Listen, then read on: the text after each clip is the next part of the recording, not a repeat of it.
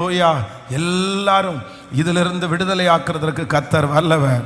உபாகமம் 33 ஆமேன். யோசேப்புன்ற அந்த இடத்துல உங்க பேரை வச்சு நீங்க சொல்லுங்க, பென்ஸ் கர்த்தரால் அவனுடைய தேசம் ஆசீர்வதிக்கப்படுவதாக.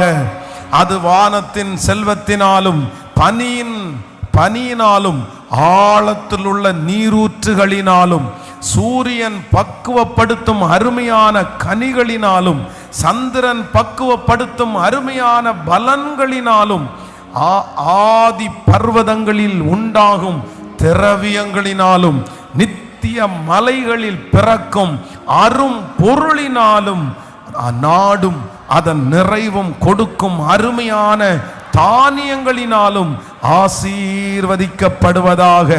முச்செடியில் எழுந்தருளுடைய தயை பென்சின் சிரசின் மேலும் தன் சகோதரனின் விசேஷித்தவனுடைய உச்சம் தலையின் மேலும் வருவதாக.